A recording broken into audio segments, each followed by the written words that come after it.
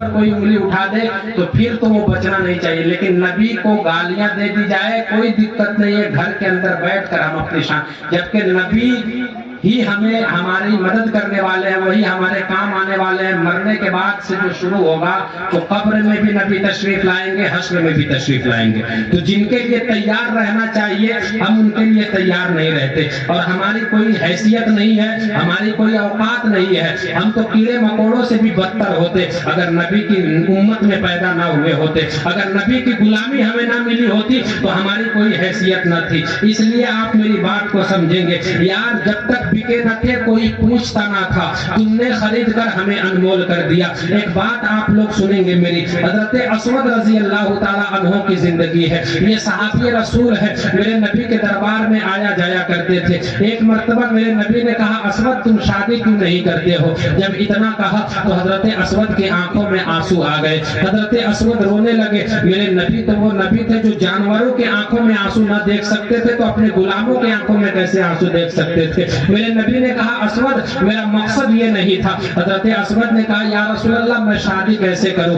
شادیاں ان کی ہو رہی ہے جن کا چہرہ خوبصورت ہے، جن کے پاس رہنے کے لیے گھر ہے مکان ہے، میرے پاس رہنے کے لیے نہ گھر ہے نہ مکان ہے اور نہ میرا چہرہ خوبصورت ہے، کون مجھے اپنی لڑکی دے گا؟ کون مجھ سے اپنی لڑکی کی شادی کرنا پسند کرے گا؟ جب میرے نبی نے اتنا سنا ہے تو میرے مصطفیٰ نے کہا تھا کہ چلے جاؤ مدینہ المنورہ میں، جو سب سے خوبصورت گھرانہ ہوگا، جس گھر میں سب سے خوبصورت لوگ رہتے ہوں گے، اس گھر میں چلے جاؤ اور اس گھر میں جانے کے بعد اپنے لیے نکاح کا پیغام پیش کرو۔ حضرت اسود چلے ہیں اور دوڑ کر کے آئے، جس گھر میں سب سے خوبصورت لوگ رہتے تھے حضرت اسود آئے ہیں۔ آنے کے بعد کہا تھا کہ السلام علیکم، صحابہ خانہ نے کہا وعلیکم السلام، اسود کس لیے آئے ہو؟ حضرت اسود نے کہا کہ نکاح کا پیغام لے کر کے آیا ہوں۔ جب اتنا کہا تو گھر والے نے پوچھا تھا کہ کون بھیجا ہے؟ حضرت اسود نے کہا کہ نبی نے بھیجا ہے۔ جب اتنا سنا ہے صحابہ خانہ نے تو صحابہ خانہ خوش ہوئے، انہیں لگا کہ ہو سکتا ہے کہ میری لڑکی سے نبی شادی کرنا چاہتے ہیں، تو تب میری لڑکی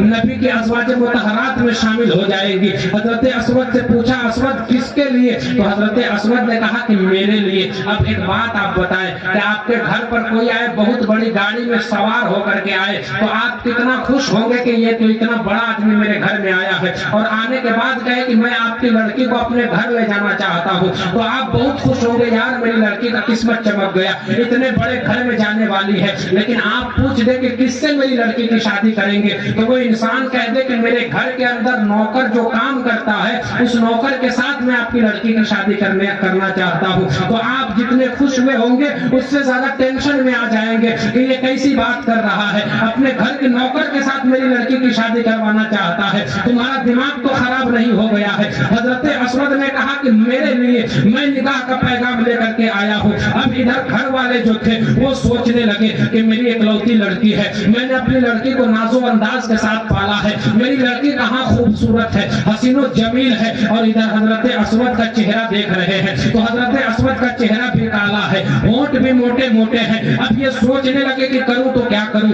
اگر ہاں کہتا ہوں تو میری لڑکی کی زندگی برباد ہو جائے گی، اور اگر نہیں کہتا ہوں تو نبی کی سنت کے خلاف، نبی کے حکم کی نافرمانی ہو جائے گی، اب کروں تو کیا کروں، ایمان بھی ہاتھ سے چلا جائے گا۔ یہ سوچ ہی رہے تھے، اتنے میں ایک نرم و نازک ہاتھ پیچھے سے کاندھے پہ آیا ہے۔ جب باپ نے پیچھے مڑ کر کے دیکھا ہے تو کیا دیکھتا ہے کہ پیچھے کوئی اور نہیں بلکہ وہی ایک لوتی لڑکی کھڑی تھی۔ اس لڑکی نے کہا تھا اے میرے والد محترم، آپ کو گھبرانے کی ضرورت نہیں ہے، آپ کی لڑکی شادی کرنے کے لیے تیار ہے، آپ ہاں کہہ دیجئے۔ تو باپ نے کہا تھا ایک مرتبہ ذرا اپنے دولہے کو تو دیکھ لے، جو تمہارا دولہا ہونے والا ہے اس کے چہرے کو ایک مرتبہ دیکھ لے، اس کے بعد فیصلہ کرنا۔ تو بیٹی نے کہا تھا کہ اب فیصلہ ہو چکا ہے، اب فیصلہ نہیں کرنا ہے۔ آپ کی بیٹی کتنی خوش نصیب ہے، قیامت کے دن جب ساری بیٹیاں کھڑی ہو کر کے کہیں گی پروردگار میرا رشتہ میرے ماما نے کروایا تھا، میرا رشتہ میرے چاچا نے کروایا تھا، میرا رشتہ میرے دادا نے کروایا تھا، تو آپ کی بیٹی کہے گی اے پروردگار میرا رشتہ میرے خاندان والوں نے نہیں بلکہ رسول احمد مختار نے کروایا تھا۔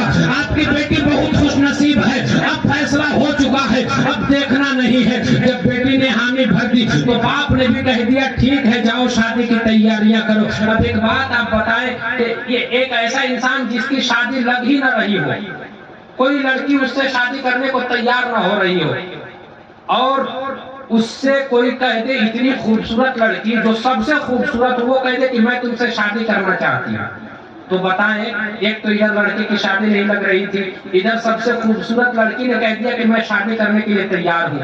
اب اس لڑکے سے کہے کہ ماں باپ کو چھوڑنا پڑے گا، چھوڑ دے گا.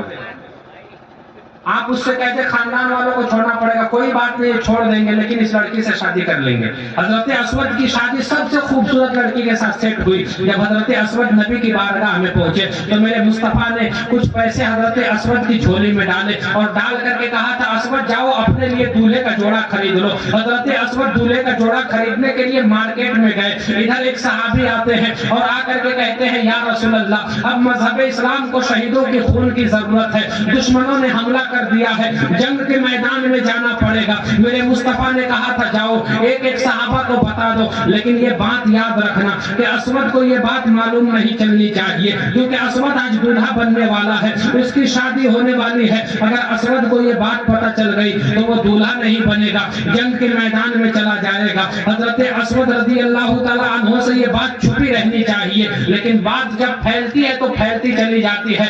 اس سے اس تک پہنچی، اس سے اس تک، اس سے اس تک، اس طرح ایک ایک کر کے سب تک یہ بات پہنچ جاتی ہے. اسی طرح حضرت اسود کو بھی بات پتہ چل گئی. حضرت اسود نے اپنے لیے دولہے کا جوڑا خرید لیا تھا، لیکن جب انہیں پتہ چلا کہ جنگ کے میدان میں جانا ہے حضرت اسود نے اپنا جوڑا دکاندار کے پاس پیش کیا اور کہا کہ یہ جوڑا تم رکھ لو اور اس کے بدلے میں مجھے ایک تلوار دے دو. دکاندار نے پوچھا تھا اے اسود ایک بات تو بتا، تو ابھی اپنے لیے دولہے کا جوڑا خریدا اور تم تلوار مانگ رہے ہو، معاملہ سمجھ میں نہیں آ رہا ہے. حضرت اسود نے کہا تھا زندگی رہی تو دولہا تو کبھی بھی بن جاؤں گا، لیکن نبی کے قدموں میں جان قربان کرنے کا موقع بار بار نہیں ملتا ہے، مجھے تلوار دے دو.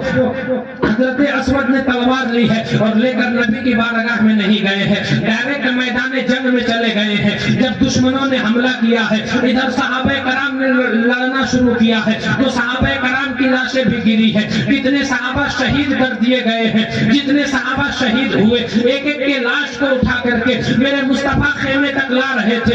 اتنے میں میرے مصطفیٰ کی نظر ایک لاش کے اوپر پڑی ہے. جب اس لاش کے چہرے کو میرے نبی نے دیکھا ہے تو میرے نبی کی چیخ نکل گئی ہے. صحابہ نے پوچھا یا رسول اللہ آپ نے اتنی لاشیں اٹھا کر کے لائی لیکن آپ کی چیخ نہیں نکلی ہے، اس لاش کو دیکھ کر کے آپ کی چیخ کیوں نکل گئی؟ تو میرے مصطفیٰ نے کہا تھا او صحابیوں تمہیں پتہ نہیں ہے اسود آج دولہا بننے والا تھا، اس کے لیے دلہن بیٹھ کر کے تیار ہو کر کے انتظار کر رہی ہوگی، لیکن اس نے اپنی جان کو میرے قدموں میں قربان کر دیا ہے. میرے مصطفیٰ نے اتنا کہا ہی تھا کہ میرے مصطفیٰ اچانک مسکرانے لگے. جب میرے مصطفیٰ کے چہرے پر مسکراہٹ آئی تو صحابہ کرام نے پوچھا تھا یا رسول اللہ ابھی آپ کی چیخ نکل گئی تھی اور ابھی آپ مسکرانے لگے، معاملہ سمجھ میں نہیں آ رہا ہے. تو میرے مصطفیٰ نے کہا تھا اب تمہیں کیا بتاؤں، ارے اسود نے جب تک اپنی جان کو میرے قدموں پہ قربان نہیں کیا تھا اس وقت تک اس سے شادی کرنے کے لیے مدینے کی صرف ایک لڑکی تیار تھی،